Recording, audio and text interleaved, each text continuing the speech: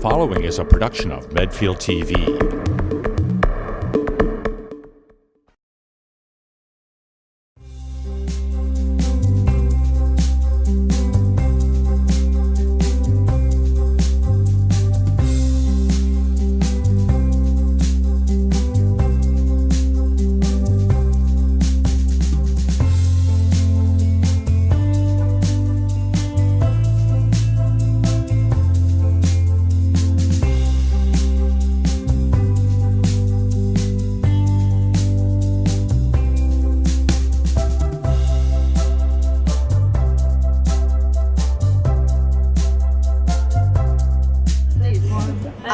I'm Allison Galley, and I am a member of First Parachute U, and I was the farmers market manager for a few years before Susan Stromgren took it over, and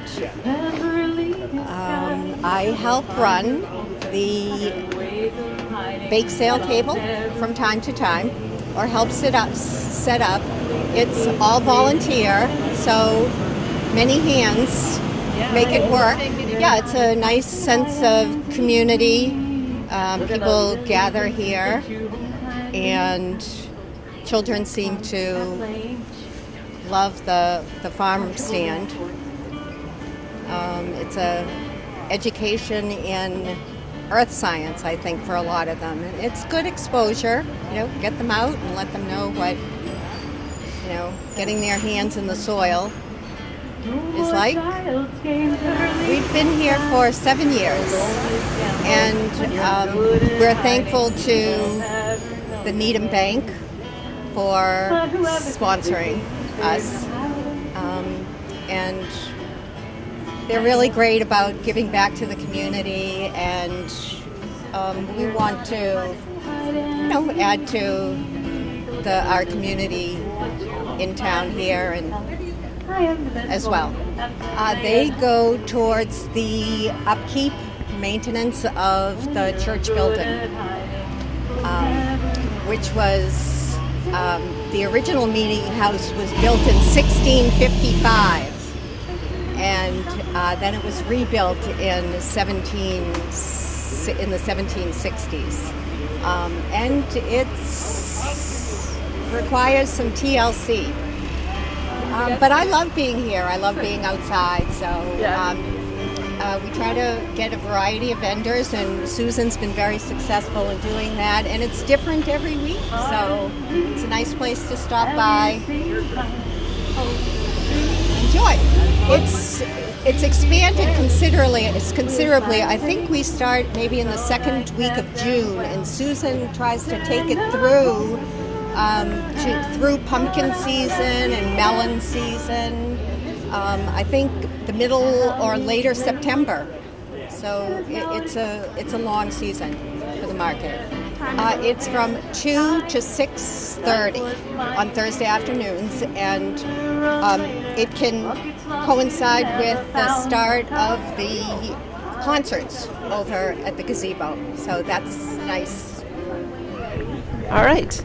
Well, we have slim pickings right now because we've had a bunch of people come through and wipe us out. But I'm actually in the kitchen, not right this moment, but I'm making more Irish soda bread, which should be right here. It's my own recipe. I went online and I wanted to get a soda bread that wasn't dry because they usually are, but otherwise I love it. So I looked up, I just put in the search engine, world's best Irish soda bread. I came up with this recipe, and I tried it, and it needed a little tweaking because it wasn't moist enough, and I didn't want to use white sugar. I used coconut sugar, so it tastes like brown sugar, and it's healthier. So everything is organic. It's all. I'm trying to get the things that I love that are they feel like you're really treating yourself, but at the same time they're good for you. That's my aim. However, these things. I mean, you just have to drop everything and say, yeah, I got to have a cookie with Ghirardelli chocolate. And that's regular sugar. And this is Ghirardelli chocolate brownies, same thing. 3 types of chocolate in them. These are drop biscuits with freshly grated Asiago cheese and other cheeses. and a little bit of fresh chives from my garden, and butter and garlic. And these are Thea's famous lemon tarts. Thea is my friend who usually helps me at the farmer's market. She's not able to be here today, but she always brings these because they're getting to be pretty famous. So these are the kinds of things we try to have every week, but my aim is to do something really interesting and different, like the British baking show. Say 1 week they do fougasse or something interesting like that, and I want to try their best recipe for fougasse and bring it here and let people know ahead of time so they can just say, oh, that looks really great. So that is a woman named Kelly Lynn who has this business actually, but she just had a baby the other day. So I said, I'll sell the dog treats, just relax and take your time. They're all organic as well, and the dogs love them. Hi, I'm Stephen Scanlon. I'm the owner of the Dog Wagon. I've been working in Medfield for a little bit over 5 years now. And my lunch location is over at Will's Hardware on West Street, 93 West Street. I also do the local ball fields in the spring and events in Medfield and around the area. So anything to keep me busy. So generally speaking, it's Monday through Saturday, unless it rains. So I get the rain days off. Aren't I lucky? Yeah. So, yeah. Typically, at the lunch spot and at some of the events, I offer Italian sausages. I usually have a grill with me. I don't at this event, but I also do steak and cheese subs. I offer chili dogs, sauerkraut, and then all the typical toppings, mustard, relish, ketchup. And I also sell chips and Doritos, cookies, brownies, and soda and water. Yeah. So I'm just starting my 6th year. So. Well, I just think it's a great event for a town to have, a farmer's market. We're surrounded by local farms, and it's a great way for them to introduce their product and for the people in the community to have access to it. So I'm glad to be invited to participate in the event. I don't quite fit into the farmer's market mode, but I think it's someone wants a little something else to eat while they're here. They get a quick bite from me, but mainly they're here for the food, the fresh food, and the fruit, and the other great items that are being offered. So. Okay. Hi, I'm Tina Camini, the owner of TC Scoops, which is an ice cream parlor in Medway, Massachusetts, and we're thrilled to be here at the market today. Actually, no, we have a hot dog counter, and we also serve some baked goods, and I also have a full liquor license, so we do serve beer, wine, and ice cream cocktails. That used to be an easy question to answer. For the kids, it's definitely Play-Doh, which is a vanilla ice cream with sugar cookie chunks, but it's brightly colored like Play-Doh is. For the adults, I would say at this point, the honey roasted peanut butter, I think, has taken over. It used to be cappuccino crunch, but I really think this new flavor, the honey roasted peanut butter, is the number one. My favorite flavor is chocolate mousse tracks. Actually, the market reached out to me and asked if I would be interested in coming down here. They were specifically looking for an ice cream vendor, so happy to be here. Well, we're brand new to this. This is our first time here, but it looks like a really sweet little market right off of downtown, so it's easy to walk here. There's plenty of parking. Today happens to be a beautiful day, so it seems like it would be very conducive for people strolling on in. And there's hot dogs, which I'm excited to try. And there's a baked good table, which of course everybody loves homemade baked goods. But yeah, no, I hope people will come and find us down here. And then if you like what you see here at the market, come and find us at the full store in Medway.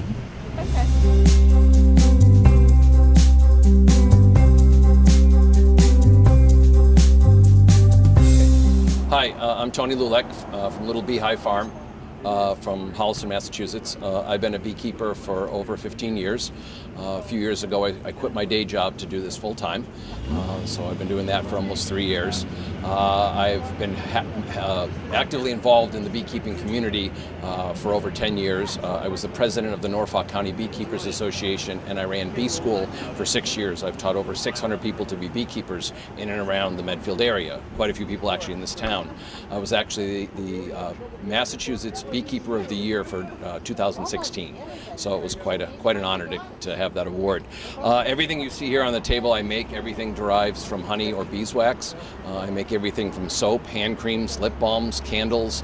I actually do a new product, which is a beeswax wrap. So instead of saran wrap, we have cloth that's impregnated with beeswax and oil, and you can use it to wrap things up, a piece of cheese, a piece of fruit, over a bowl, over a jar, all sorts of things.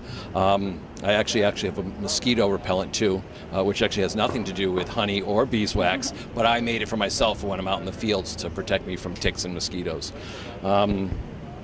This is a nice market here. This is my second year here, so and I do a bunch of other markets. It's Om Sweet Om, so it's from a mantra, Om Mani Padme Om, which is a Tibetan Buddhist mantra, and I just took it and brought it into my business. So all my bees are actually blessed. There's a blessing on all the hives. I believe in reincarnation, so they have the chance to be born as a human being. So that's sort of why I do that. So. No, you can have hives on rooftops of apartment buildings in places like JP or in Boston. There is some hives on the top of the Seaport Hotel in Boston. I taught the guy who runs them to be a beekeeper, and the bees travel a 2 to 3 mile radius around the hive collecting honey. Half of his foraging area is ocean, so the bees can't go anywhere. But the other half is regular land. They get so much honey on the rooftops of the Seaport Hotel. It's pretty incredible. So you can have a 1/4 of an acre of land, a little tiny postage stamp, and put a beehive on it, and they'll go out and collect nectar and pollen. So, yeah. So normally a beehive is what we call brood chambers. There's 2 of them. They're 2 big boxes, and they're about 10 inches tall, and they're stacked on top of each other. Inside of there lives 1 queen with all the worker bees and a few drones. The worker bees, like I said earlier, do all the work in the hive. The queen actually lays up to 2,000 eggs a day, and that is her primary function. What we do is we put smaller boxes on top. And those boxes have frames in them, as do the lower ones. And those frames, they'll load up with the honey. And it's ready when they put a wax capping over it. Out of 1 box, I can get about 40 pounds of honey out of just 1 box, starting in June all the way through September. And we keep extracting. Yeah, so there's a couple things. So bees can actually swarm. So if it's a wintered over hive, it made it through the winter, sometime between May and July, the queen and half the bees will leaving behind new queens. And there's a whole process of how the hive will actually create those new queens. One of those queens will emerge, and she'll go around and kill all the other queens. If there happen to be 2 at the same time, they'll actually have a battle, and it's the only time that a queen would actually sting is she'll sting another queen, because there can only be 1 queen in the hive at the time. So, and if something happens to the queen, if I accidentally killed the queen when I went in there, they'll make a new queen. Yeah, it's a whole biological science thing. It has to do with eggs and fertilized eggs and egg larva pupa. There's a whole process as to when they can actually churn a larva into a queen. Because a larva is nothing more than a worker bee, but she has ovaries. The worker bee has ovaries, but she has no spermatoza, no mating mechanism. The worker bee, if the queen were to die and they didn't make a new one of the worker bees would actually start to develop her ovaries and she'd start laying. Since she can't lay a fertilized egg, which becomes a female, she would lay all males. And then the hive would die because males just sit around and eat and make a mess and don't collect honey or do any chores. So that's true. You laugh. It's true. And the hive kicks all the bees, all the drones out of the hive come September because they're getting ready for the winter. So they're going to store up as much honey, and they don't want the drones around because literally that's what they'll do. So little worker bee is about this big, a drone is about that big. The worker bee will pick up a drone. Say you were the hive, they'll pick up the drone, fly 3 to 4 to 5 feet and drop him on the ground. Now he's stupid. He's going to get back up and he's going to try to get back in the hive. And there'll be a line of worker bees sitting right there, and they'll be no. You can't come back in. And they actually end up dying. Yeah, most of the clubs have bee schools, and they usually start sometime in the winter, January, February, and then it's once a week for like 8 or 10 weeks. And then what happens is you're done at the beginning of April, and the bees actually come up from Georgia. So we actually get a box of bees about this big, and inside that box is 13,000 bees, 3 pounds of bees. And inside there's a little cage about this big, and inside of that cage is a queen. She's not the queen of those bees because of the way it's bee business, it's agribusiness. They actually raise the queen separately, put her in a box, dump the bees in there, and seal them up, and then they ship up. Like, we get thousands of packages just in the state of Massachusetts. We probably get 10,000 packages every single year, and that's how you start a hive. So the bee school will teach you everything you need to know: what equipment to buy, how to manage it, how to do inspections, how to treat for diseases, how to harvest your honey. Norfolk County has one of the best bee schools around, I think, personally. But yeah. Yeah, so the beekeeping school that I was affiliated with is with it at the Norfolk Aggie in Walpole. The club's been there since 1953. When I started back in 2004, we had 71 people in the club and 18 people in bee school. When I became president during my tenure, we ended up with over 400 people in the school, and every year for the last 8 or 9 years now, we've had over 100 people in bee school. A lot of beekeepers. Yeah, exactly. Most beekeepers just have 1 or 2, maybe 3 or 4 hives. It's kind of an addictive hobby. Once you start with one, you do end up with a few, but there's very few people that actually do what I do here. There's only a small handful. Yeah. So when I started keeping bees in 2004, we didn't hear about any of this colony collapse. It didn't happen until a couple of years later. And what it is actually is it's the pesticides. The pesticides are everything. Insecticides, herbicides, fertilizers are all considered pesticides, and the agricultural system and what people dump in their backyards has caused a problem for the bees. So what happens is they end up picking this stuff up in the nectar and the pollen, they bring it back to the hive is contaminated with all this stuff, and the bees end up unhealthy because of it. And it's not just our agricultural system, it is the backyard. 78 million homes in this country, $3 billion worth of pesticides are dumped every single year. And the bees are not just bees, hummingbirds, butterflies, we talked about bumblebees. There used to be 75 different kinds of bumblebees in the state of Massachusetts. We're down to 5. They're not extinct, they're just not around anymore because of the pesticides. And they're killing the butterflies and the bees and everything. So it's made it very difficult. Plus, we also have to deal with something called the varroa mite. So the bees came to this country in 1624. Can you guess why? Who brought the bees over? Do you have any idea? The British? No. Yeah. So the monks from the church are the reason that they brought the beehives over. Can you guess why? The monks. For honey? For what else do bees make? Wax. They brought it over for candles for the church. That's what they use the beehives for, yeah. Yeah. So in 1624, they brought over the first hives. A natural process that happens is the bees will actually swarm. So the queen and half the hive will leave in the spring, leaving behind a new queen and the rest of the bees, sort of a way to propagate the species. Bees actually made it to the West Coast before the settlers made it to the West Coast. In 300 or 200 something years, 300 years, we had genetic diversity. Wild hives everywhere. They're called feral colonies. In trees, in barns, in woods, all over the place. In 1987, every single feral colony in the entire country got wiped out because of this varroa mite. And this is what's happened, part of colony collapse. The varroa mite goes in, sucks the blood out of the bees, and brings in inopportunistic diseases, infections, bacteria, viruses, all sorts of stuff. So not only do we have the pesticides on the outside, we have the varroa mites on the inside, and it's a real problem. We've improved in the last 15 years. We've got better genetic diversity. We're learning about the varroa mites. We have ways to treat them. There was actually a beekeeper that just stopped by a few minutes ago that I'm the reason she became a beekeeper. We were talking about our treatment for varroa mite and stuff. So there's a lot of research being done, and we've made some progress. So things have gotten a little bit better, but the pesticides are a big problem. No, so if you just spray it on yourself, that's not really going to be enough to hurt the bees. But if you live in a home and you hire a company that comes in and sprays for ticks and mosquitoes, that's going to kill not just ticks and mosquitoes, but every single pollinator that's out there, especially things like bumblebees and butterflies and stuff. It kills them all. So my neighbors spray on the left, they spray on the right. But I'm working with the company. They use an organic pesticide, but it still kills. It kills insects. So we work on a way so that my hives don't get affected by it. But it's still killing all the bugs. All bugs, not just pollinators, all bugs. All the little spiders and the little crawly things and the stuff that's in the ground, it kills everything. So it's not good. So yeah. So all I wear is a long sleeve t-shirt. I wear a pair of like Carhartt sweatpants and I wear a veil, and depending upon the time of the year, I'll wear gloves. Sometimes in the springtime I tend not to, just as the bees get more populated in the hive, it's a little hard to handle, and I don't want to get stung, and I don't want them to sting me because it sets off like pheromones, and then they know like there's a problem, and they can not attack me but be more aggressive. So yeah. Yeah, sure. So we have handmade soaps here. So these are cold processed soaps, and they're 100% natural, made from 4 different oils, and then pure essential oils or botanicals or whatever. I make like a ton of different kinds. Those are all made from scratch. I do hand creams and lotions. They all have beeswax and honey in them. Honey actually acts as a humectant, which means it draws moisture out of the skin, and the beeswax keeps that moisture in. Plus sweet almond oil and all sorts of other natural ingredients. We do candles.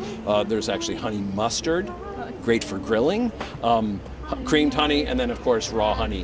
One of the things about honey, I just have one color of honey. Honey comes in many different colors. So in the spring, if we harvest honey, it's called white. So it's actually pale yellow, like almost white. As it goes through the season, the different plants that are blooming produce a different color and a different tasting honey. So we'll actually end up with like a molasses, like a grade B maple syrup, a very dark honey. And that's the different plants that are blooming. Yep. Exactly. Yep. I have a lot of customers that come by the house. Just my information's on my website or on Facebook, and just call before. It's not like I have a shop that's open. You're coming to my house, but I welcome people to come. I welcome groups to come, Girl Scouts to come, Boy Scouts to come. Anybody who wants to come for a tour. I set up meetings with like women's groups or men's groups that come. We'll do a whole tour and talk about the bees, and I'll show them everything that I can, depending on the time of the year. I had a group of women from a group called Savvy, which is an international group of women, and they care about living a non-toxic life, and so learning about the bees and how to have green grass without treating your lawn, how to have all the pollinators without dumping pesticides on it. So we had a big, huge talk about that. So just to educate people. So, all right. Hi, my name is Brian Nienhouse, and this is our new granola company, Nutty Granola. It's our first year producing granola and selling it at farmers markets. I've made it for years at home, and just this year decided that we'd try to sell it at the farmers markets. We've got 2 kids, Maggie and Dylan, who are 10 and 12, and they're old enough now to kind of be home on their own, so we thought we'd branch out and do something new. I was a professional chef, then became a stay-at-home dad until they got older, and now we're trying this, so we hope you enjoy it. I am. Yeah, so we live in Sherburne. We cook out in Shrewsbury. At the Worcester County Food Hub. They have a commercial kitchen there that we utilize to cook everything. So we start out with, we try to get the very, very best ingredients we possibly can. So we have organic rolled oats, and we try to get local things as much as we can. So our maple syrup, our honey, and our oats are all local. The oats come from Maine, and the honey and maple syrup come from Central Mass. So we kind of mix it all together, and then bake it off until it gets just right. Oh, we just want everybody to come out. It's a fantastic farmers market. Medfield's such a wonderful town. We live right next door, so we spend a ton of time here. And we just want people to be a part of it, be a part of the community, and come out and try some local farms and some local food. And yeah. Hi, I'm Caitlin, and this is my sister Megan, and we're from Plie Barre Studio in Norwood. We offer barre, yoga, booty yoga, pounds. 7 days a week we have classes to fit everybody's schedule. It's fun. It's such a nice sense of community, and everybody's here together, and it's so important, especially like I know as a small business owner, to support local business. I think it's really important. Yeah, we're in Norwood as well. Their farmers market on Tuesdays. Well, mainly just because it's an easy way to market. A lot of local communities, people are looking to support, again, local businesses, so it's a great way to meet a lot of people in the neighboring communities. Well, it's here, and it's great. There's so many great different businesses here. It's such a great variety. A lot of places don't have that. So I think it's a really cute little farmer's market. This is actually my granddaughter named this, called the Get Up. Started out with my older brother who was complaining to me about how he was, when he wanted to garden and things like that, he'd get down on his knees to do whatever, Then he couldn't get back up again. He says, I don't have any problem getting down there, but I can't get back up. Which started me thinking about this whole thing. So we put this bucket together with a handle in it so a person could be down on their knees, and when they're finished, they could push down on the handle in the bucket and push themselves back up again. And actually it seems to work pretty well.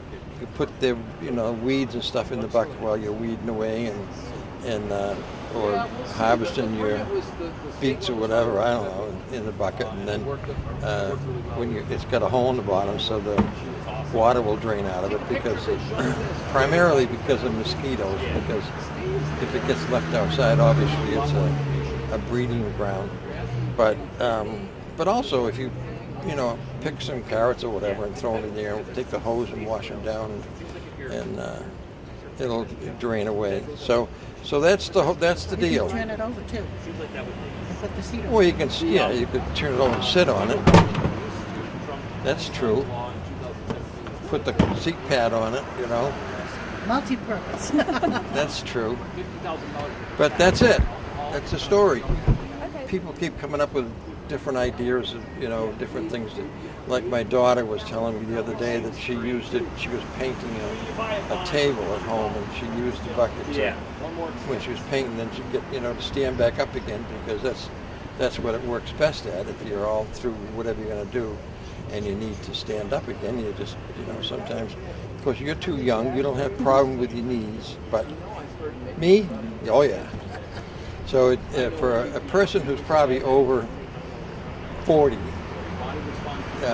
it's a big help. You pay the government money. It's like everything else, It's all about the money. No, it's a standard application fee that goes in with the application for the patent. And this, we've been approved a provisional patent, they call it. And if we wanted to go to the next step, then we've got to hire a patent attorney and all that kind of stuff. But we're not sure whether we're going to do that or not, because it depends whether anybody likes the idea or not. Or whether they're just going to go by here and laugh at me. No, that scares me. That's scary. You just say the word shark and I'm out.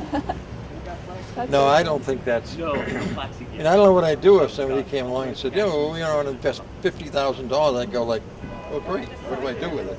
Because I make the buckets myself, so, it's like, I don't know. I don't see that as a possibility. But it's a great idea. My grandson, God love him, is doing the website for us as we speak. And if you go to that website right now, he's got some stuff up there and everything, and it looks very nice, but you can't actually buy through the website yet. You'd have to email me, and then I'd have to contact you right now. But he's working on that. I think his intention, hopefully, is to get it on PayPal. But whether he'll be able to manage that or not, I don't know. Not yet. This is our first time ever anywhere. This is a maiden voyage, so to speak. No, we've never done this before. Awesome. Okay. With anything. I grew up in Sherburne, and right now we're living in Grafton. But she and I, we've been married for a few years, and she and I raised a family in Sherburne, and we had a garden center over there, and Williams Perennial Gardens. It was on Route 27, and we had 3 kids, and then thank God we got the kids to move out and not come back, so we were able to sell out and go do something else. Well, this wasn't exactly what we planned on doing, but hey, You come up with ideas. you take what's available, So we're hoping it has some interest from people. I'd love to hear from people about whether it's a good idea or a bad idea, or whether it's a stupid idea. Okay, hello. My name is Chris Kaliner.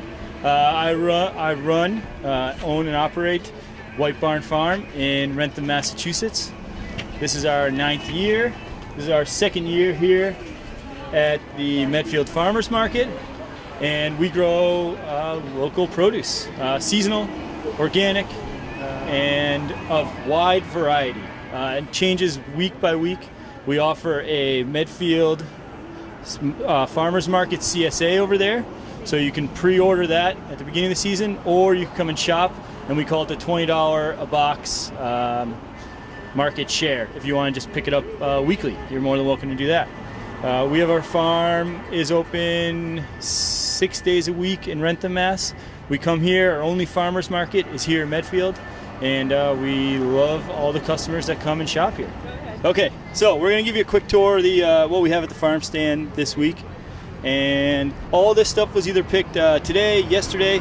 We have a great crew at the farm. We start work at 7, try to pick by 10, and then we pretty much plant, weed, or what else do we do? Plant, weed, sell. Those are the 3 things we like to do at the farm. So today we have Tropiana lunga onions, red torpedo onions we call them. Awesome for grilling, and fresh onion, not as sharp as a cured onion. We have kale, so we still have some greens left over from from our spring. We have kale, we got romaine lettuce, butterhead, beautiful red beets here. Just roast these guys whole, super good. Carrots, we've been picking carrots for probably about a month now, and been a stellar crop at the farm. Radishes, we pick weekly, daily, grow them all the time. People love radishes. We have our bitter greens section for anyone who wants to eat super healthy. Dandelion greens, radicchio, escarole, and frisee. Scallions. Again, every week we have scallions probably from here on out. We grow a lettuce mix, cut lettuce. We have some beautiful herbs today. Tarragon, rosemary, thyme. We buy in mushrooms from a farm in Portsmouth, Rhode Island, called Rhode Island Mushroom Company. They grow some really good mushrooms. We just picked our first of our new potatoes. This variety is Yukon Gold. We have Carib, dark red Norland, and from our friend's farm in Ashland, it's Upswing Farm. They grow a lot of zucchini and summer squash, also grown organically, as well as other produce, but we buy in zucchini and summer squash from them. We have these beautiful bouquets, which we will bring weekly. These are picked and designed by my wife, Christy, and we also have another helper, Sophie and Laureen, that help out on our farm, working in our flower operation. We will bring these weekly as well. Cabbage, regular green head, gnome cabbage, that's what we call it because it reminds us of a gnome. Garlic scapes, which is the flower of the garlic. So this is for any of you garlic lovers. This is a way to get you through until end of August when we have garlic out for sale. No, we do not offer any pick-your-own crops. We're pretty small. We probably only farm 3 acres, and so very intensely. A lot of these things you see now may even be the second planting of something on the farm. So for an example, where the radishes on the farm were probably 30 days ago, we probably had a lettuce mix. So we've already planted something, harvested it, sold it, and now we're replanting a lot of our farm. So it's very intense 3-acre farm operation. Sometimes we do pick your own flower, sometimes we do pick your own cherry tomatoes, but otherwise you come on down, we have a farm stand, come here, meet us on Thursday. We always have a good time. All the vendors are awesome here, and hoping to be an integral part of the Medfield community. So yeah, you could pick up your share at the farmers market here in Medfield, or you can pick up your share in Rentham, and that's Tuesday, Wednesday, Thursday, or here Thursday in Medfield. All of our information is on our website, whitebarnfarm.org, hyperlink CSA, and you can find information. We're prorating CSAs now, so that way if you sign up next week, it's $20 cheaper, and you can go through the whole season.